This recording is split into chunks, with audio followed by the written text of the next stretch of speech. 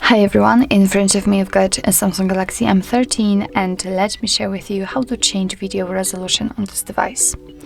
So first of all, let's open the camera app, and since we are in the standard photo mode, we have to switch to the video one. So let's tap on it, and here you can be sure that you're on the video mode if you can see this red dot inside the shutter button. So now let's take a look at this option bar, and on the second position from the right we've got the resolution. So currently we've got the FHD option applied with 30 frames per second, and in order to check some other options, just tap on it. And as you can see, we've got only one option, HD, with 30 frames per second, so just tap on it.